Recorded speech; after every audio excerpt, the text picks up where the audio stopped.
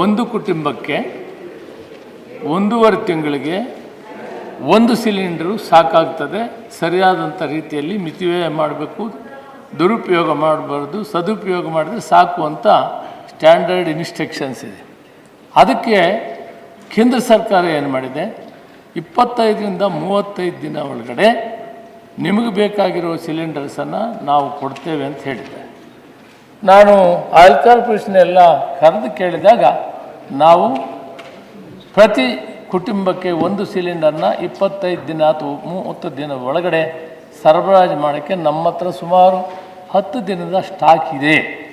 ಅದರ ಒಳಗಡೆ ಏನು ಮಾಡ್ತೀವಿ ಅಂದರೆ, ಬರೋದು ಯುದ್ಧ ನಿಲ್ಲದೆ ಇದ್ದರೆ ಬರೋದು ನಿಂತರೂ ಕೂಡ 1 ಸಿಲಿಂಡರನ್ನು 1 ಕುಟುಂಬಕ್ಕೆ ಪೂರ್ತಿ ಪ್ರಮಾಣದಲ್ಲಿ ನಾವು ಕೊಡ್ತೇವೆ ಅನ್ನೋ ಆಶ್ವಾಸನೆ ಅವರು ಕೊಟ್ಟಿದ್ದಾರೆ. ಅವ್ರದ್ದೇ ಒಂದು ಕ್ಯಾಲ್ಕುಲೇಷನ್. ಅಂದಮೇಲೆ ಇವತ್ತೊಂದು ಹೊಸ ಒಂದು ಸುದ್ದಿ ಬಂತು. ಹರ್ಮಜ್ ಕೆನಾಲ್ನಿಂದ 2 ಹಡಗು ಬಿಟ್ಟಿರೋದ್ರಿಂದ ಬಹುತೇಕ ಇದಕ್ಕೆ ಪರಿಹಾರ ಸಿಗ್ತದೆ ಆದಷ್ಟು ಬೇಗ ಅಂತ. ಆದರೆ ನಾನು ಹೇಳೋದೇನೆಂದರೆ, ಈಗ ಮಾಧ್ಯಮದಲ್ಲಿ ಬಹಳಷ್ಟು ದೊಡ್ಡ ಪ್ರಮಾಣದಲ್ಲಿ ಆತಂಕ ಉಂಟಾಗಿದೆ. ಆತಂಕ ಬೇಕಾಗಿಲ್ಲ ಅಂತ ನೆನ್ನೆನೇ ನಾನು ಹೇಳಿದ್ದೀನಿ. ಯಾಕಂದರೆ ನಮ್ಮ ಸ್ವಂತ ರಾಷ್ಟ್ರದಲ್ಲಿ ಉತ್ಪಾದನೆ ಆಗೋದರಲ್ಲೇ 1 ಕುಟುಂಬಕ್ಕೆ 1 ಸಿಲಿಂಡರ್ನ ಕೊಡುವಂಥ ಶಕ್ತಿ ನಮಗಿರುವಾಗ ಅದನ್ನು ಮಿತಿವ್ಯಯ ಮಾಡಿಕೊಂಡ್ರೆ ಯಾವ ತಕರಾರು ಇಲ್ಲದಿರ ನಡೀತದೆ. ಅಂಥದ್ರಲ್ಲಿ ಈಗಾಗಲೇ 2 ಹಡಗು ನಮಗೆ ವಿಶೇಷವಾಗಿ ಯಾವ ದೇಶಕ್ಕೂ ಕೊಟ್ಟಿಲ್ಲ, ಭಾರತ ದೇಶಕ್ಕೆ ಅನುಮತಿ ಕೊಟ್ಟಿದ್ದಾರೆ. ಆ 2 ಹಡಗು ಬರ್ತಾ ಇದೆ. ಅದು 2 ದಿನದಲ್ಲಿ ಒಂದು ಬರ್ತದೆ, ಒಂದು 10 ದಿನದಲ್ಲಿ ಬರ್ತದೆ. ಈ ಪ್ರಾಬ್ಲಮ್ ಎಲ್ಲ ಸಾಲ್ವ್ ಆಗ್ತದೆ. ನಾವು ಜಿಲ್ಲಾಧಿಕಾರಿಗಳೇ ಮಾನ್ಯ ಮುಖ್ಯ ಕಾರ್ಯದರ್ಶಿಗಳು ಪತ್ರ ಬರೆದು ಯಾವುದೇ ಕಾರಣಕ್ಕೆ ದುರುಪಯೋಗ ಆಗಬಾರ್ದು, ಎಸೆನ್ಷಿಯಲ್ ಕಮಾಡಿಟಿ ಆ್ಯಕ್ಟ್ ಪ್ರಕಾರ ಕ್ರಮ ತಗೊಬೇಕು, ಸ್ಟ್ರಿಕ್ಟಾಗಿ ಕೆಲಸ ಮಾಡಬೇಕಾಗ್ತದೆ ಅಂತ ಜಿಲ್ಲಾಧಿಕಾರಿಗಳಿಗೆ ಆದೇಶವನ್ನು ಕೊಟ್ಟಿದ್ದೀವಿ. ವಿನಾಕಾರಣವಾಗಿ ಅರ್ಜಿ ಹಾಕೋದು, ಅವ್ರಿಗೆ ಗೊತ್ತಿದೆ ಏನು ಇನ್ನು 3 ತಿಂಗಳು ಗ್ಯಾಸ್ ಬರೋದಿಲ್ವ ಅಂತ. ಈಗ 2 ಅರ್ಜಿ ಹಾಕ್ಬಿಡೋದು, 3 ಅರ್ಜಿ ಹಾಕ್ಬಿಡೋದು, 3 ಸಿಲಿಂಡ್ರು, ಅದಾಗೋದಿಲ್ಲ. ಕಾನೂನುಬದ್ಧವಾಗಿ ಅವ್ರಿಗೆ ಸೇರುವಂಥ ಸಿಲಿಂಡರು ಪ್ರತಿ ಟೈಮ್ಗೂ ಕೊಡೋಕ್ಕೆ ನಮ್ಮ ಹತ್ರ ಇದೆ. ಇದನ್ನು ಅವರ ಆಶ್ವಾಸನೆಯನ್ನು ಕೊಟ್ಟಿದ್ದಾರೆ, ಅವರ ಸ್ಟಾಕನ್ನು ಹೇಳಿದ್ದಾರೆ. ಅದರಿಂದ ಇದರಲ್ಲಿ ಗೊಂದಲ ಮಾಡಿಕೊಳ್ಳೋ ಅವಶ್ಯಕತೆ ಇಲ್ಲ. ಹೌದು, ಮಾಧ್ಯಮ ಮಿತ್ರರು ಹೇಳಿರೋದರಿಂದ ಎಲ್ರಿಗೂ ಕೂಡ ಆತಂಕ ಬರುತ್ತೆ. ನಾನು ಇವತ್ತು ಈ ಸದನದ ಮುಖಾಂತರ ಎಲ್ಲ ಗ್ರಾಹಕರಿಗೂ ಕೂಡ ನಾನು ಮನವಿ ಮಾಡ್ತೀನಿ, ವಿನಾಕಾರಣ ಬುಕ್ ಮಾಡೋಕ್ಕೆ ಹೋಗಬೇಡಿ, ಸ್ಟಾಕ್ ಮಾಡ್ಕೊಳ್ಳೋಕೆ ಹೋಗಬೇಡಿ. ಬ್ಲ್ಯಾಕ್ ಮಾರ್ಕೆಟರ್ಸ್ ಮೇಲೆ ಎಸೆನ್ಷಿಯಲ್ ಕಮಾಡಿಟಿ ಆ್ಯಕ್ಟ್ ಮೇಲೆ ಕ್ರಮ ತೆಗೆದುಕೊಳ್ಳೋಕ್ಕೆ ನಾವು ತಯಾರಿದ್ದೀವಿ.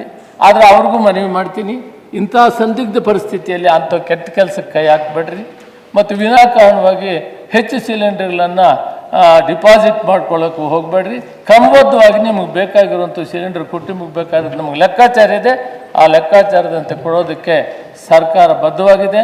ಇದನ್ನು ನಾವು ಮೇಂಟೈನ್ ಮಾಡ್ತೀವಿ ಅನ್ನೋ ವಿಷಯವನ್ನು ಸದನಕ್ಕೆ ಸಭಾಪತಿಗಳ ಮುಖಾಂತರ ನಾನು ತಿಳಿಸ್ತೇನೆ. ಬಹಳ ಮುಖ್ಯವಾದಂಥ ವಿಷಯಗಳನ್ನು ನೀವು ಹೋಟೆಲ್ ವಿಷಯ ಹೇಳಿದ್ದೀವಿ.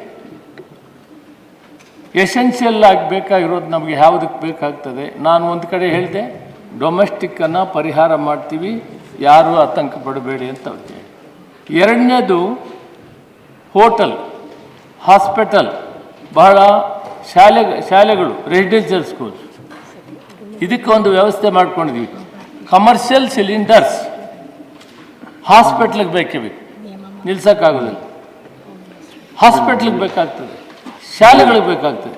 ಅದಕ್ಕೆ ಕೂಡ ವ್ಯವಸ್ಥೆ ಮಾಡಿಕೊಂಡು ಪ್ರಯಾರಿಟಿ ಸೆಕ್ಟರ್, ಪ್ರಯಾರಿಟಿಯಾಗಿ ಕಮರ್ಷಿಯಲ್ ಸಿಲಿಂಡರ್ಸನ್ನು ಈ ಅವಶ್ಯಕತೆ ಇರುವಂಥ ಕಡೆ ಕೊಡೋದಕ್ಕೆ ಕೂಡ ನಾವು ಏರ್ಪಾಟ್ ಮಾಡ್ಕೊಂಡಿದ್ದೀವಿ. ಎಲ್ಲಿ ಪ್ರಾಬ್ಲಮ್ ಆಗುತ್ತೆ ಸ್ವಲ್ಪ ಮಟ್ಟಿಗೆ ಹೋಟೆಲ್ 1 ವಾರ ಆಗ್ಬೋದು. ಹೋಟೆಲ್ಲು ಮತ್ತು ಕಲ್ಯಾಣ ಮಂಟಪಗಳು ಮತ್ತು ಕನ್ವೆನ್ಷನ್ ಹಾಲ್ಸು ಬೇರೆ ಬೇರೆ ಪ್ರೋಗ್ರಾಮ್ಸ್ಗೆ ಕಮರ್ಷಿಯಲ್ ಸಿಲಿಂಡರ್ ನಾನು ಹೇಳ್ತಾ ಇದ್ದೀನಿ. ಡೊಮೆಸ್ಟಿಕ್ಕು ಮನೆಯಲ್ಲಿ ಉಪಯೋಗಿಸೋದಕ್ಕೆ ಯಾವ ಥರವಾದ ತಾಪತ್ರ ಇಲ್ಲ.